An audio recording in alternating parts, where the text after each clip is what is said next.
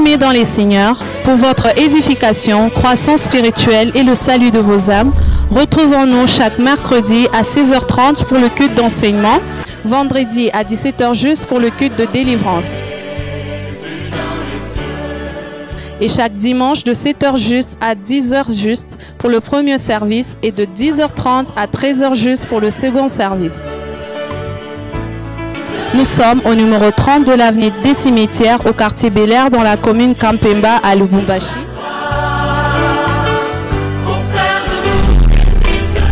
Cordial bienvenue à l'église Bread of Life Congo, paroisse mère, et que Dieu vous bénisse.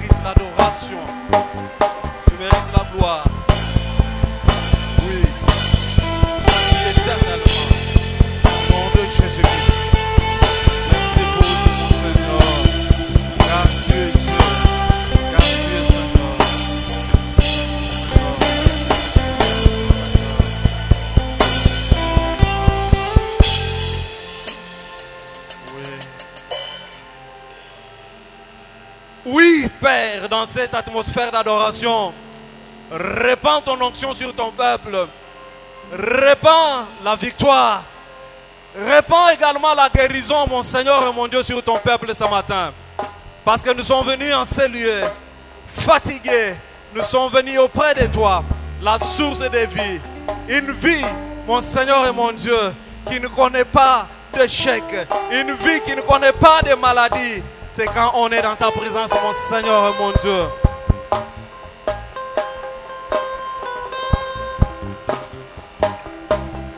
Que la présence de mon frère et de ma soeur ce matin, mon Dieu, dans ta présence, soit transformée en offrande de bonne odeur.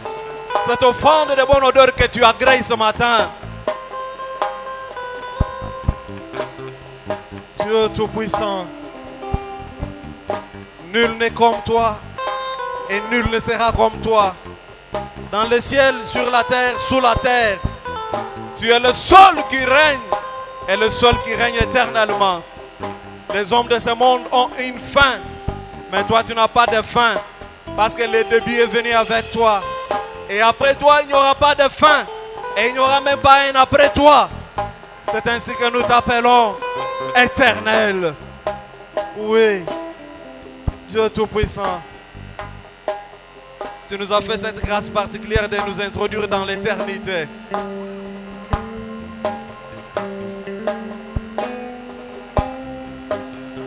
Oui.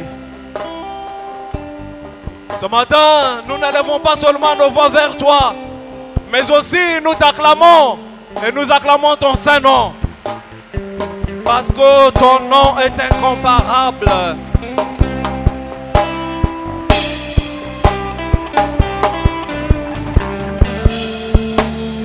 Bien-aimé, continue encore à acclamer le Seigneur de gloire. Pendant que tu l'acclames, que la victoire de la croix commence à affecter ta vie. Pendant que tu acclames le Seigneur, que la malédiction de ta vie tombe comme la muraille de Jéricho était tombée. Pendant que tu es en train de l'acclamer, mon frère, ma soeur, que le célibat de ta vie tombe, que le chômage tombe également, que la malédiction de ta vie tombe. Pendant que tu es en train d'acclamer le Seigneur, tu l'acclames en poussant même les cris de joie. Et ces cris-là, ce sont les cris de la victoire. Parce que Nous ne nous battons pas pour la victoire, mais nous sommes dans la victoire. C'est ainsi que nous acclamons déjà dans la victoire. Oh Dieu Tout-Puissant.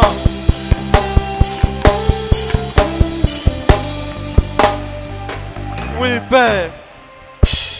Rien n'est impossible à toi. Ce qui est impossible aux hommes est possible à toi, notre Dieu. Oui, Seigneur. Le Dieu fidèle, le Dieu bon, le Dieu redoutable, le Dieu qui nous aime dans notre état de pécheurs. Il ne regarde pas nos faiblesses, il ne regarde pas nos péchés, mais il vient pour nous sauver. Il vient pour nous tenir par la main afin que nous puissions marcher fièrement avec lui. Est-ce que quelqu'un peut marcher avec le Seigneur ce matin? Je veux que tu fasses spirituellement un pas en disant: je marche avec le Seigneur. Je marche avec le Seigneur.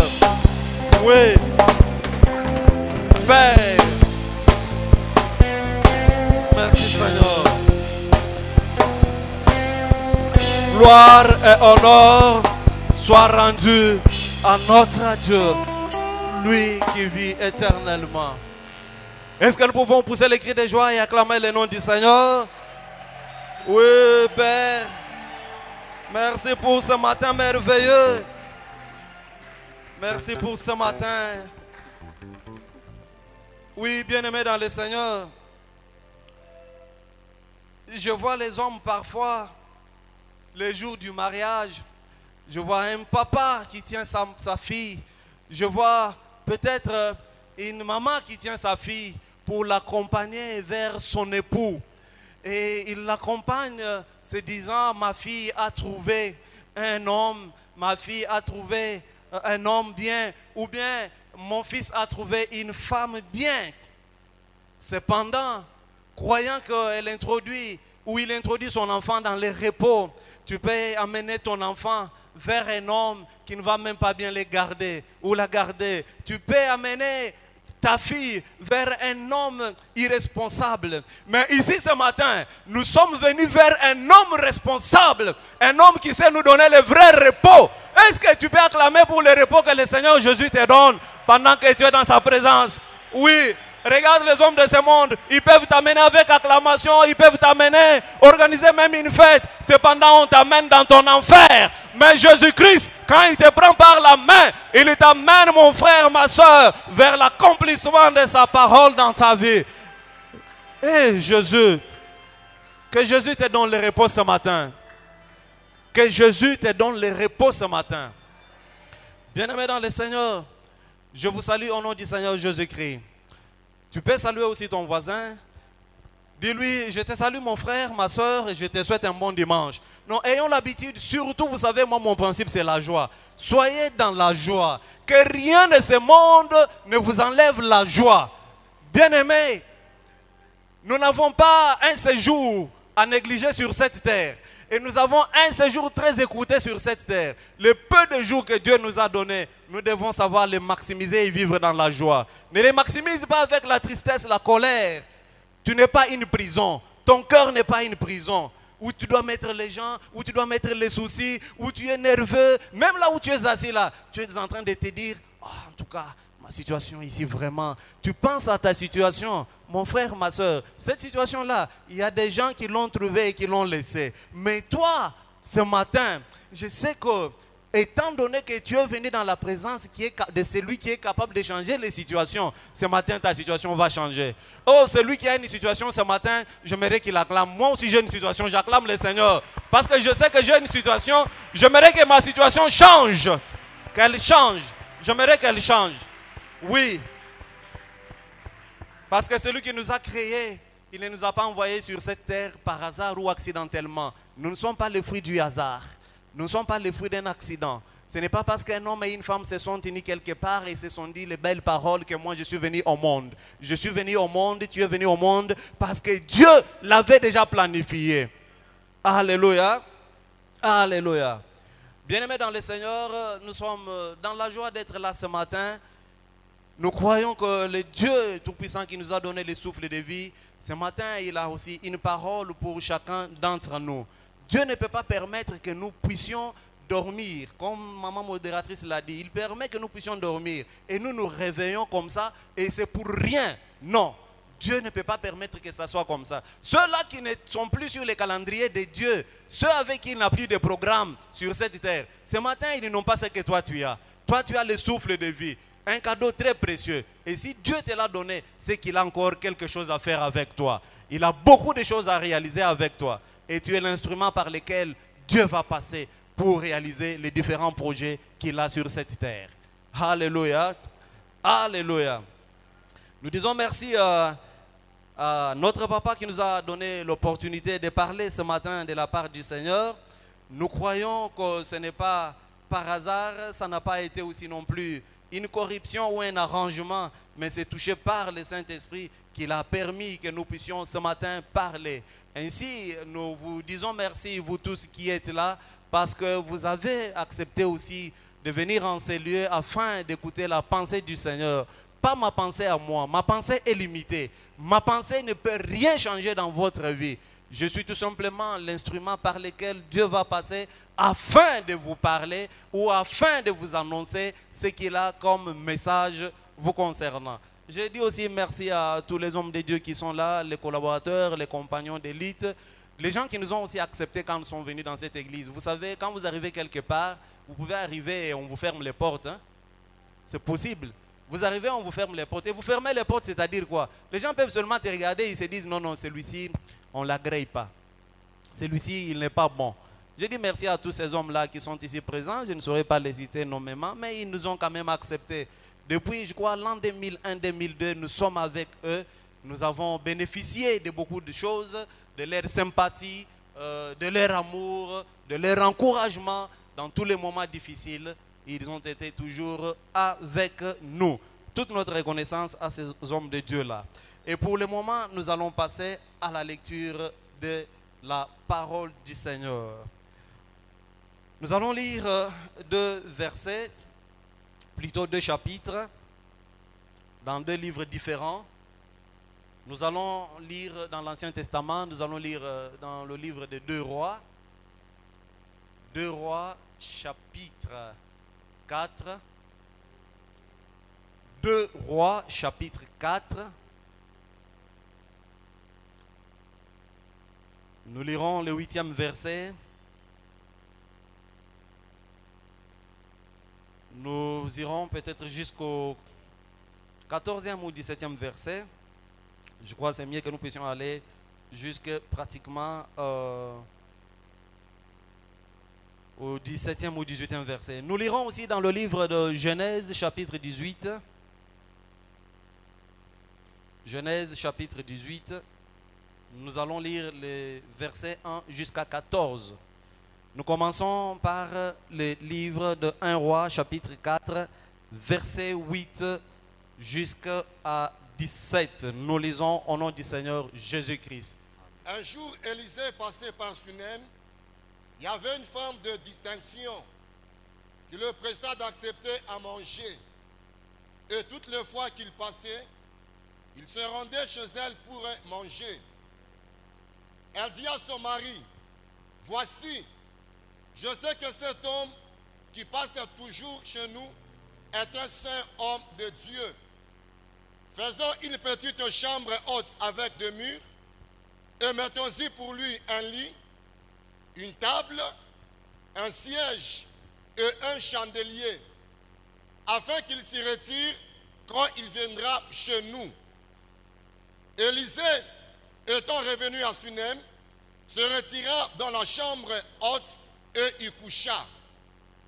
Il dit à Géasi, son serviteur, « Appelle cette Sunamite. » Géasi l'appela et elle se présenta devant lui. Et Élisée dit à Géasi, son serviteur, « Dis-lui, voici, tu nous as montré tout cet empressement. Que peut-on faire pour toi?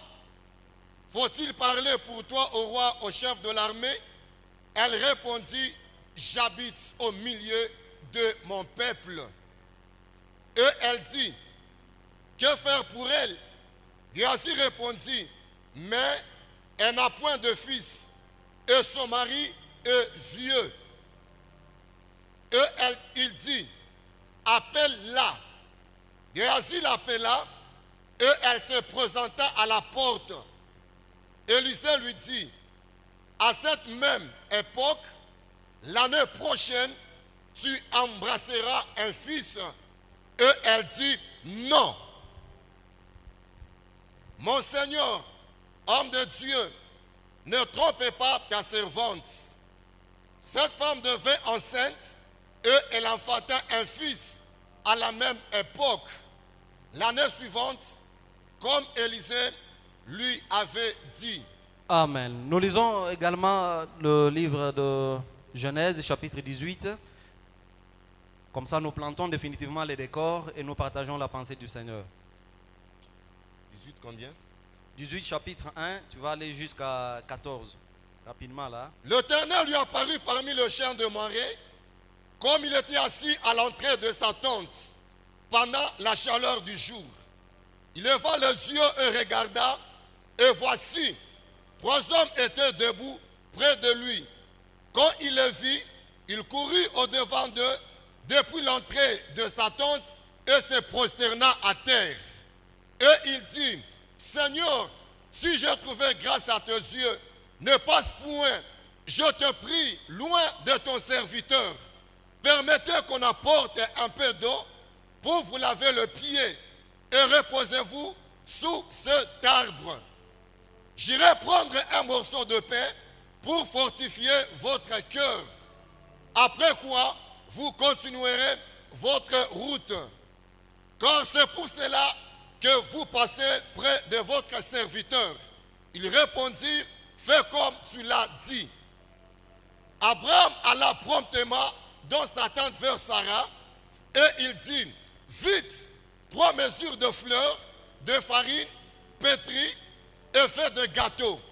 Abraham courut à son troupeau, prit un veau tendre et bon et le donna à un serviteur qui se hâta de la prêter. Il prit encore de la crème et du lait avec le veau qu'on avait apprêté et il le mit devant eux. Il s'était loin, lui-même à leur côté, sous l'arbre et ils mangèrent.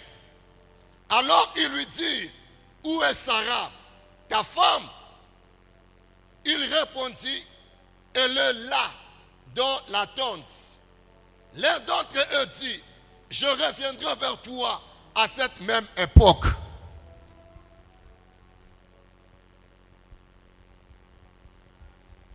Et voici Sarah, ta femme, aura un fils. Sarah écoutait à l'entrée de la tente qui était derrière lui. Abraham et Sarah étaient vieux, avancés en âge. Et Sarah ne pouvait plus espérer avoir 2 enfants. Elle rit en elle-même en disant, maintenant que je suis vieille, aurais-je encore de désir? Mon Seigneur aussi est vieux. L'Éternel dit à Abraham, pourquoi donc Sarah a-t-elle ri en disant, est-ce que vraiment j'aurai un enfant, moi qui suis vieille? Y a-t-il rien qui soit étonnant de la part de l'Éternel? Au temps fixé, je reviendrai vers toi. À cette même époque, et Sarah aura un fils. Sarah mentit en disant, je n'ai pas ri, car elle eut peur. Mais il dit au contraire, tu as ri. Parole du Seigneur. Nous pouvons acclamer pour la parole du Seigneur. Bien-aimés dans le Seigneur, ici, vous comprenez tout de suite avant même que je n'entre dans les vifs du message que nous avons 2 textes de la Bible qui ont des éléments ayant beaucoup de similitudes. Je voudrais ce matin te dire une chose. Il est vrai que ces 2 textes ont des éléments de ressemblance. Ces 2 textes ont aussi certains éléments de différenciation. Mais bien avant cela, j'aimerais que tu retiennes que ce matin, nous voulons parler de l'accomplissement de la promesse. C'est ça le thème de notre message. L'accomplissement de la promesse. Tel que nous sommes ici, chacun de nous est porteur d'une promesse. Que tu le veuilles ou pas, tu es porteur d'une promesse. Seulement, jusqu'ici peut-être tu ignores quelle est la promesse que tu portes. Parce que comme je l'ai dit tout au début, Dieu ne t'a pas envoyé sur cette terre par hasard ou accidentellement. Dieu ne t'a pas envoyé sur cette terre pour tout simplement remplir la terre. Tu as une mission. Et dans cette mission-là, tu es porteur d'une promesse. Alléluia. Nous avons le premier texte qui va dans le livre de 2 Rois, à partir du chapitre 4.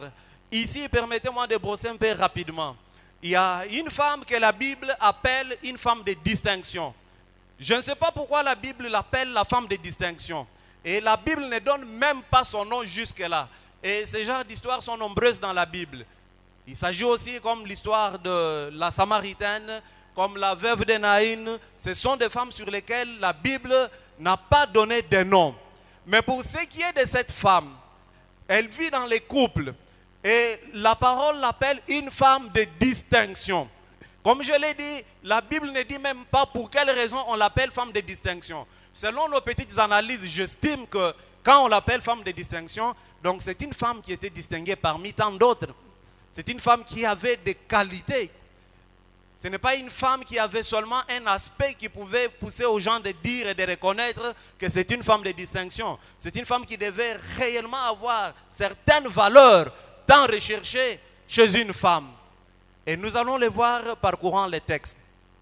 Cette femme, un jour il y a l'homme de Dieu Élisée qui passait par la contrée où la femme vivait. La contrée est appelée Sunem. Sunem, c'est juste une petite localité qui est à quelques kilomètres de la ville de Nazareth.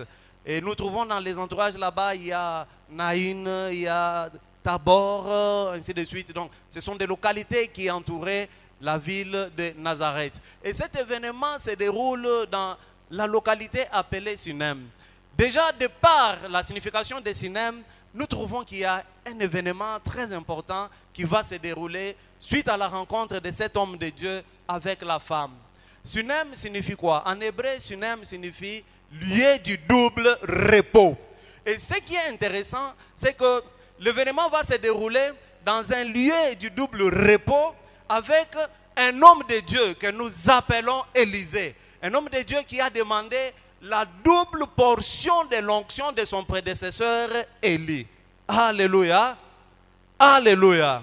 De par cette petite compréhension, ma prière de ce matin, en cette année du repos, que Dieu te donne le double repos de tout ce que tu lui as demandé. Si tu as demandé à Dieu un travail, qu'il te donne aussi un travail qui donne un bon salaire. Si tu as demandé à Dieu ce matin une maison, qu'il t'en accorde 2 en cette année du repos. Si tu as demandé à Dieu un visa pour la Zambie, qu'il t'accorde un visa pour les États-Unis d'Amérique.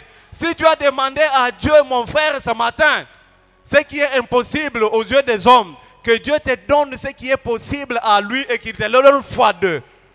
Alléluia. Si tu as demandé la promotion, peut-être tu visais la promotion d'être tout simplement assis dans un bureau, tu n'as même pas de frais d'émission. J'aimerais que Dieu ce matin te donne une promotion qui te permet d'avoir même des promotions qui te donnent des frais d'émission. Oh, ne sois pas un chef qui va s'asseoir seulement dans les bureaux, mais un chef qui fait des déplacements, qui a des frais d'émission. Dieu est capable de le faire. Quand les gens, écoutez-moi, quand les gens se moquent de notre chef, on dit qu'il voyage beaucoup. Bien aimé dans le Seigneur.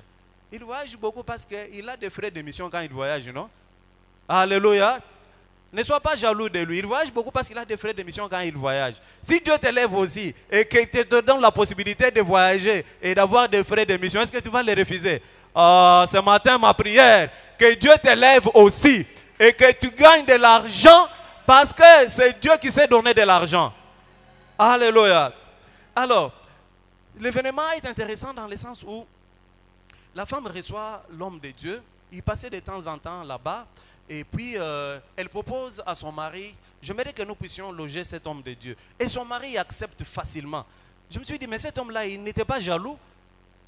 Un homme qui passe comme ça et ta femme dit non, nous voulons, j'aimerais qu'on reçoive cet homme chez nous et nous allons commencer à lui donner à manger. Et l'homme accepte facilement. Il trouve ça normal. Ah, ici il y a un problème. Même moi, en tant que serviteur de Dieu, si ma femme me propose non, qu'on loge cet homme ici, un passager seulement comme ça, il passe chaque fois par les bonnes habitudes, on lui donnait de l'eau à boire parce qu'il en demandait, ainsi de suite. Mais un jour, ma femme me propose non, on peut les loger même. Ah non, je vais réfléchir 2 fois. Je vais réfléchir 2 fois. On va les loger comment? Toi, tu l'as connu comment et depuis où? Parce qu'il passe seulement ici. Ici, il y a quelque chose que nous devons savoir. Cette femme avait proposé à son mari de loger le prophète Élisée parce que la femme avait un esprit de discernement et de révélation. Soit aussi cette femme-là et cet homme-là qui a un esprit de discernement et de révélation. Alléluia. Et la Bible nous dit très bien que la femme ayant proposé à l'homme le logement, la Bible décrit même quel type de logement on avait proposé ou on avait donné à l'homme de Dieu. La Bible dit, on a proposé une chambre haute et dans cette chambre-là, on y a mis un lit, on y a mis une chaise, on y a mis aussi une table. Alléluia. Est-ce que c'est par hasard que ces éléments se retrouvent dans la Bible? Je ne pense pas. Nous allons évoluer avec le deuxième couple qui est le couple d'Abraham et nous allons voir à quel niveau ces 2 couples ont des éléments de ressemblance qui vont nous aider à tirer différentes leçons. Nous allons dans le deuxième couple, le couple de notre père dans la foi, Abraham. Abraham est assis, comme la Bible le dit, sous sa tente le soir. Il reçoit 3 hommes. Et ces hommes-là sont des passages. Il les approche, il leur dit, venez, ils sont là. Vous savez, vous connaissez très bien l'histoire. Et Abraham s'apprête, il propose à manger à ces gens-là. Il donne les instructions à Sarah. Il dit à Sarah, prépare vite à manger, donnez à ces gens. Sarah n'a pas résisté, Sarah a offert à manger. Et ils ont mangé. Ces gens avaient une mission. Ils étaient en partance pour Sodome et Gomorrhe. Mais Abraham les a interceptés sur leur chemin. Bien-aimés dans le Seigneur, dans la vie, apprends aussi à un moment à intercepter le Seigneur. Peut-être qu'il est en train de passer pour aller bénir quelqu'un quelque part. Et la révélation aussi de l'intercepter afin de lui parler. Et quand Abraham intercepte ces gens, Abraham n'a pas formulé une demande à l'égard de ces gens-là. Abraham n'a pas posé son problème à ces gens. Tout ce qu'il a fait, il leur a offert à manger. Ils ont mangé, ils sont rassasiés. Et quand nous rentrons aussi dans le texte du couple de la veuve de Ciel, plutôt la Sunamite aussi a offert à manger à l'homme de Dieu. Et ici, nous avons le tout premier élément. Et je veux que nous puissions réfléchir peut-être ensemble. Le tout premier élément que j'ai noté ici, c'est que pourquoi ces hommes, après avoir mangé, c'est alors qu'ils ont eu le courage de parler et c'est alors qu'ils ont eu le courage de s'adresser avec précision aux 2 couples, respectivement chacun selon son problème. Les 2 couples avaient quel problème? Ils avaient le problème de stérilité. C'est le tout premier point de ressemblance. Ces 2 couples avaient un problème de stérilité. Abraham n'avait pas d'enfant, tout comme aussi la Sunamite, elle n'avait pas d'enfant. Le deuxième point de ressemblance, ils ont ici ce que j'appelle un esprit de discernement. Tous 2, ils ont reçu ces hommes de Dieu. Ils pouvaient les repousser. Ils pouvaient dire, nous ne vous recevons pas chez nous. Ils n'étaient pas obligés. Ils avaient tous un esprit de discernement. Et le troisième point que nous notons, c'est que ces gens ont eu aussi la même réaction. La femme d'Abraham, elle a douté. Elle a même ri.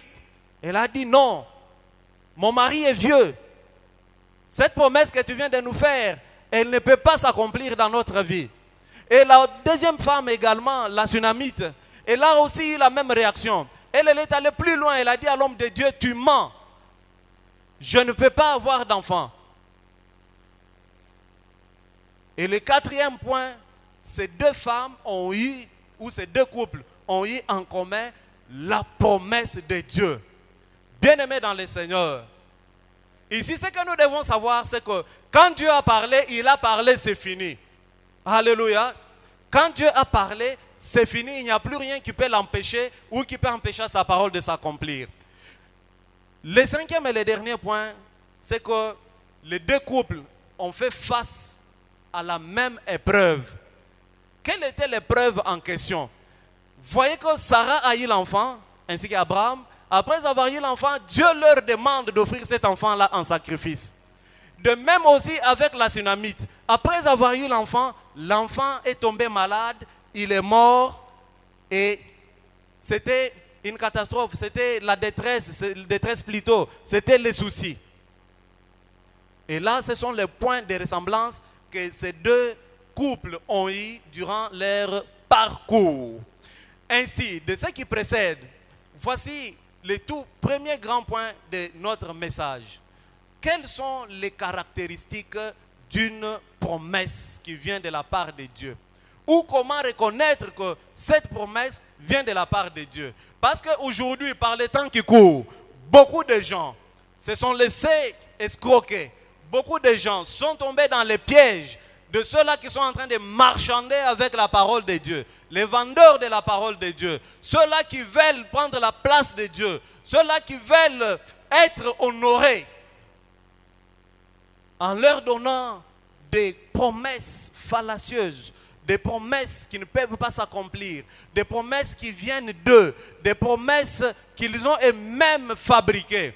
Bien-aimés dans le Seigneur, dans la vie, si Dieu ne t'a pas encore béni, ne te bénis pas toi-même. Alléluia. Alléluia. Voici la première caractéristique d'une promesse qui vient de Dieu. Pour reconnaître qu'une promesse vient de Dieu, cette promesse ne doit pas avoir des rapports avec la situation que Dieu est en train de traverser. Alléluia. Alléluia. Quand les deux hommes, plutôt quand les trois hommes apparaissent chez Abraham, ainsi que l'homme de Dieu qui a été reçu chez la Sunamite, quand ils se mettent à parler, ce qu'ils ont fait comme déclaration, cela est tout à fait contraire à la situation que les deux couples sont en train de traverser. Les deux couples sont frappés par la stérilité. Les deux couples sont frappés par le manque d'enfants. Mais quand les hommes de Dieu commencent à parler, ils prophétisent, ils promettent à ces couples-là en leur disant, l'année prochaine, à la même époque, vous aurez des enfants. Bien-aimés dans le Seigneur, notez très bien que la promesse qui vient de Dieu, elle n'a rien à voir avec notre situation passée ni notre situation actuelle. Alléluia. Alléluia. Si quelqu'un vient chez toi, il te dit par exemple, je prends l'exemple, papa viens, toi tu es courageux, viens, viens, viens. Tu ressembles même à Abraham, je pense. Si je vois mon frère ici, je le regarde, je dis, frère, en tout cas, l'un de tes enfants sera un musicien, il va chanter. Ce frère va se dire, oui, c'est vrai, l'un de mes enfants peut chanter parce que déjà moi, son père, je chante, n'est-ce pas? Ça, ce n'est pas une promesse. Ça, c'est une estimation. Moi-même, je l'ai regardé, j'ai lu sa vie, j'ai vu son présent. Je me suis dit, à partir de son présent, je peux imaginer son futur ou le futur de ceux qui viendront après lui. Mais dans la parole de Dieu, mon frère, ma soeur, quand Dieu parle, ce qu'il te promet, ça n'a aucun rapport avec la situation que tu es en train de traverser. Et Dieu le fait pour confondre l'intelligence des hommes de ce monde. C'est ainsi que quand les hommes te regardent présentement, même quand ils te voient, comme mon frère là, vous pouvez les regarder. Voici ce que je vais dire, que vous allez tous douter. Et lui-même va aussi le douter. Frère Serge, tel que je te vois là, à l'âge de 70 ans, à l'âge de 75 ans, tu vas devenir président des États-Unis d'Amérique. Lui-même, il doute déjà. Au même moment que vous aussi, vous avez aussi douté. Savez-vous pourquoi vous avez douté? Parce que vous l'avez regardé. Vous avez dit, Serge, un Africain, de surcroît un Congolais, devenir président des États-Unis d'Amérique. Bien-aimé dans le Seigneur, quand Dieu parle, il n'a pas besoin du présent ni des origines de l'homme. Joseph est allé tomber premier ministre en Égypte. Il n'était pas égyptien. Oh mon frère, ma soeur, Dieu n'a pas besoin de tes origines ni de ta généalogie pour accomplir ses promesses dans ta vie. Alléluia. Alléluia. Ainsi dans la vie, hein, par moments, tu peux te troubler, tu peux te dire, ah, moi, quand je regarde mon passé, quand je regarde mon présent, quand je regarde, j'imagine même mon futur, quand tu regardes tes parents, tu regardes même d'où tu es venu, de quelle famille tu es venu, quand tu te regardes là, tu te dis, moi, il y a des barrières que je ne peux pas franchir parce qu'aucun membre de ma famille ne les a franchies. Bien-aimé dans le Seigneur, toi tu franchiras les barrières que tes parents n'ont pas franchies. Toi tu feras ce que tes parents n'ont pas fait. Alléluia. La promesse de Dieu, une véritable promesse, elle ne tient pas compte de ton présent, elle ne tient pas compte de ton passé. Si un homme commence à te dire des histoires dans lesquelles toi-même quand tu te mets, tu te dis, ça ce sont des estimations de sa part. Et notre Dieu n'est pas un Dieu d'estimation, c'est un Dieu de précision. Et quand il parle, il est fidèle à sa parole, il est fidèle à lui-même, il accomplit sa parole. Alléluia. Reste un peu là, je veux parler avec toi pour quelques minutes qui me restent là. Une véritable promesse qui vient de la part de Dieu, pour la reconnaître, pour savoir que cette promesse vient de la part de Dieu. Comme je l'ai dit, non seulement elle doit avoir rien avec ton présent ni ton futur également, mais une promesse qui vient de la part de Dieu. Voici encore comment elle se présente. Une promesse qui vient de la part de Dieu, bien-aimé dans le Seigneur, même si vous n'y croyez pas, elle finira toujours par s'accomplir. C'est ça la caractéristique principale de la promesse de Dieu. Et la Bible est claire là-dessus. Vous voyez Abraham avec Sarah. Sarah a ri. Vous savez, il y a un rire de moquerie. Elle voulait se moquer autrement de cet homme de Dieu pour dire, les propos que tu as donnés là, ce sont des propos de mensonges. Tu m'as menti. Vu mon âge, vu l'âge de mon mari, nous ne pouvons pas humainement avoir des enfants. De même aussi la Sunamite.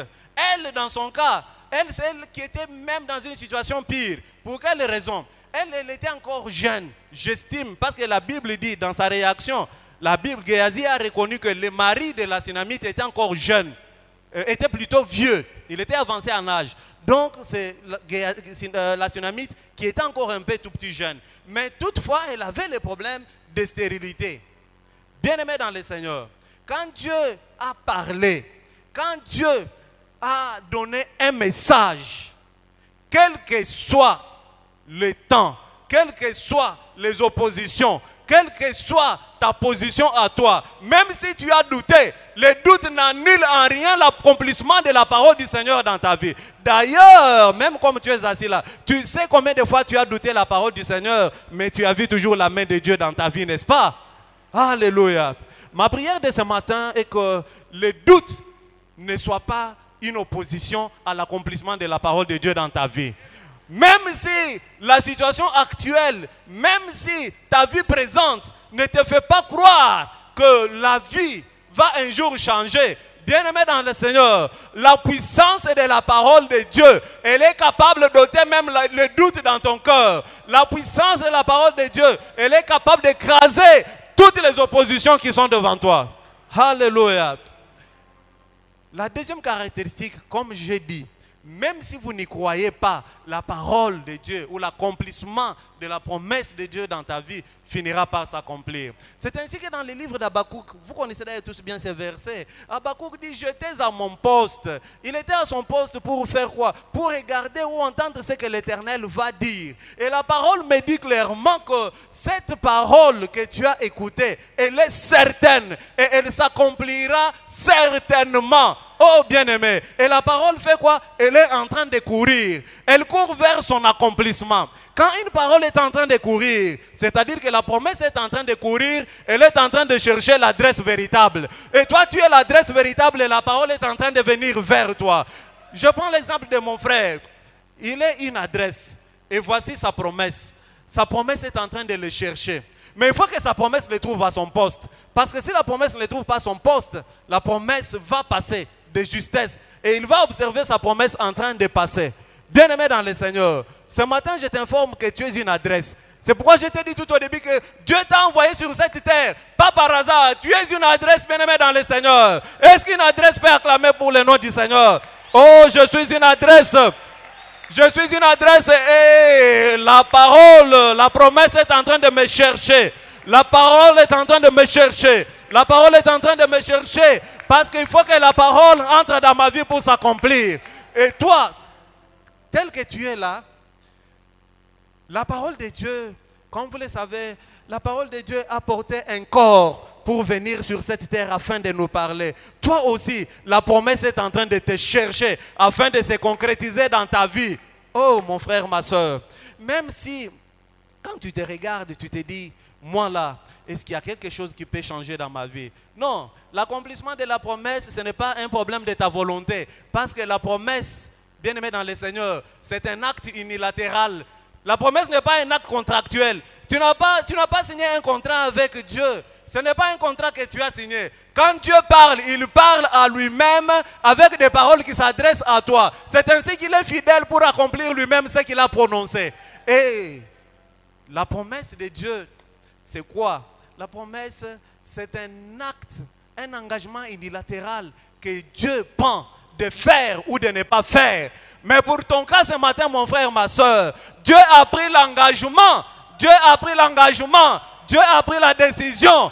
Dieu est là. Il a pris la décision de faire quoi? De faire de toi une adresse véritable. Et toutes les promesses qu'il a prononcées dans sa bouche vont venir vers toi. Ce n'est pas pour rien que vous voyez une personne qui vit longtemps dans la stérilité. Une personne sans enfant. Et cette personne-là est là, elle n'a pas d'enfant. 5 ans, 10 ans, 15 ans, elle est là. C'est une adresse, cette personne-là.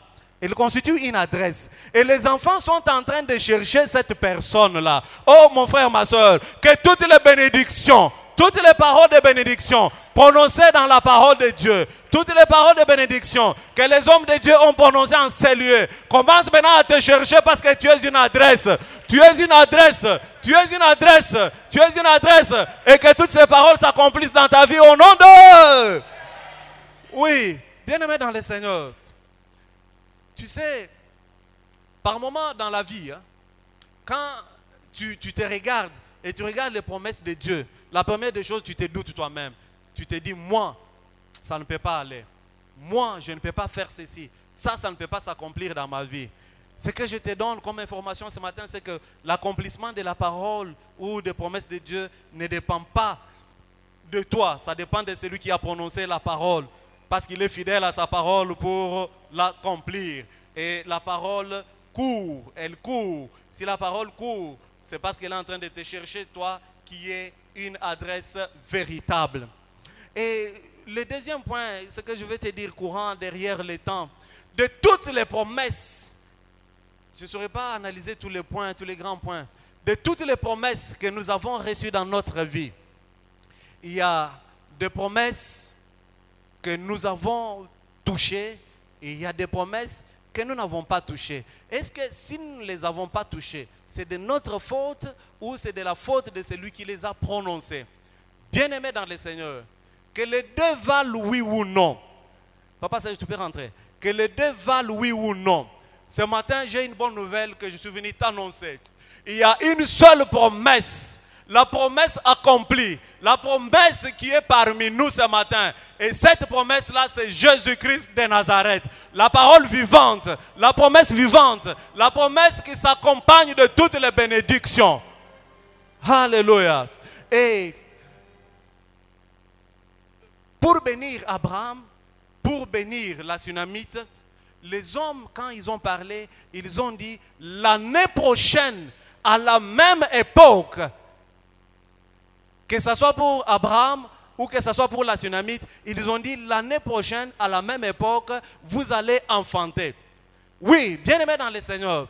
Ces hommes-là ont parlé se référant à l'année et aux époques. Mais la promesse que nous avons ce matin, Jésus-Christ de Nazareth, lui, il est le maître des temps et des circonstances. Il est le maître des époques. C'est ainsi que quand il est venu, lui ne dépend pas des époques. Il ne te promet pas l'époque. Il ne te promet pas l'année prochaine. Pour lui, c'est instantanément qu'il agit et qu'il fait des choses dans ta vie. Quand cette promesse est venue, regardez comment cette promesse est venue pour changer les choses. Jésus-Christ, sa mission principale sur cette terre, c'était pour changer les choses, pour changer les systèmes, pour changer ta vie. C'est ainsi que quand Siméon prend Jésus-Christ dans ses bras, il dit de lui que cet enfant est un signe de contradiction.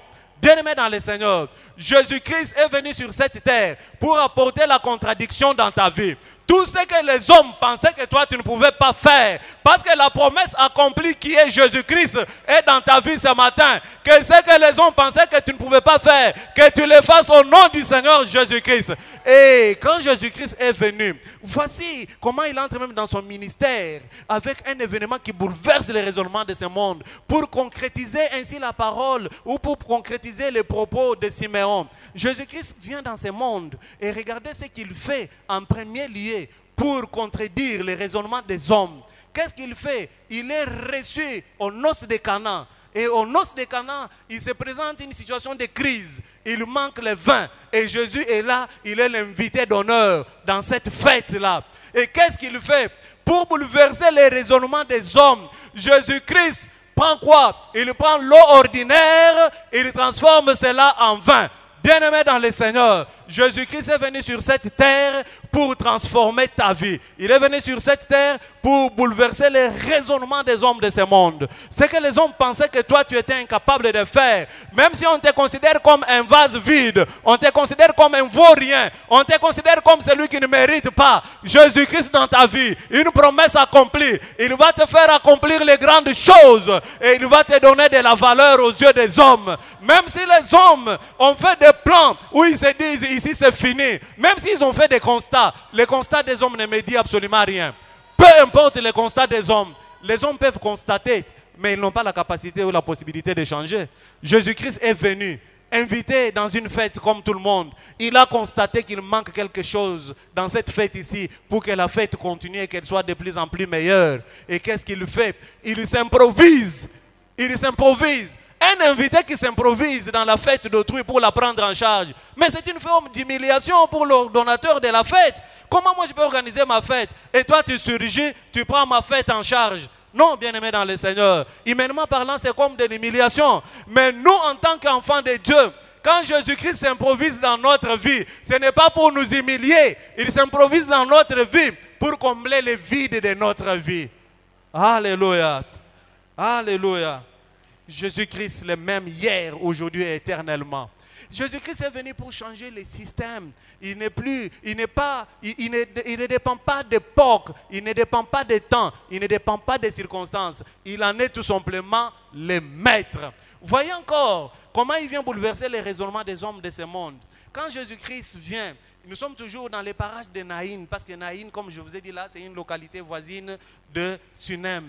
Jésus-Christ se retrouve là-bas, toujours dans son ministère, en train de travailler. Il rencontre un couple qui est resté, certainement une femme, une veuve.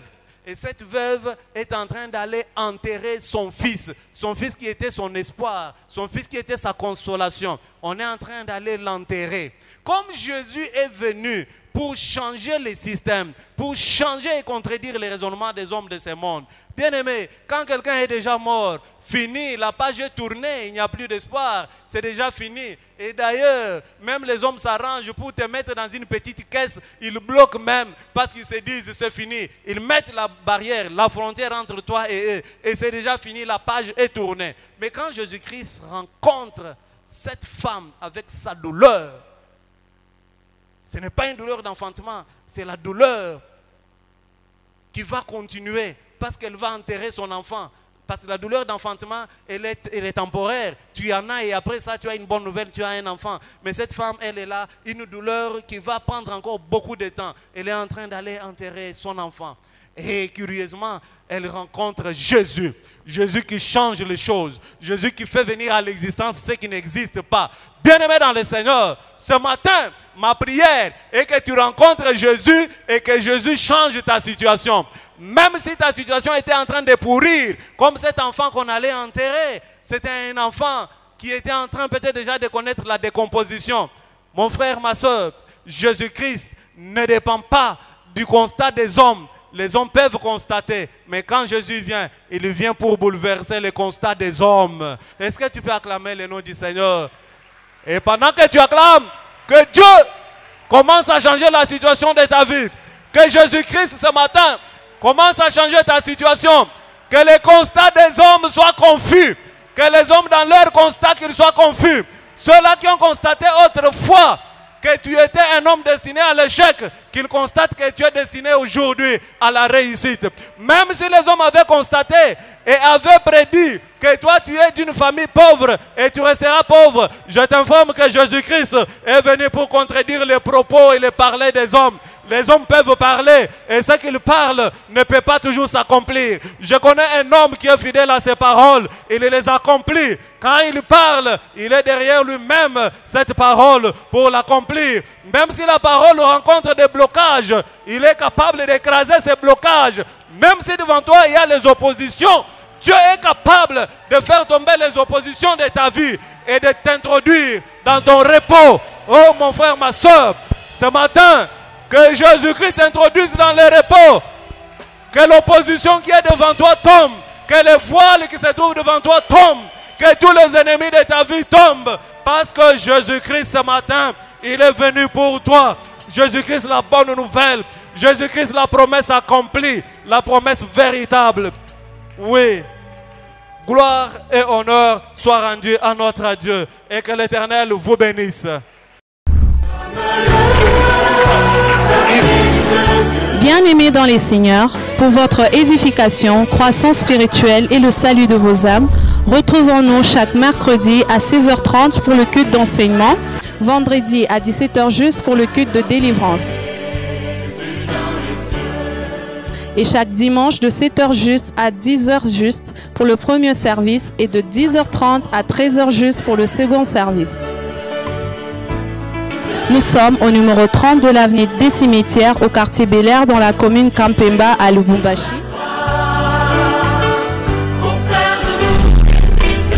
Cordial bienvenue à l'église Bread of Life Congo, paroisse mère, et que Dieu vous bénisse.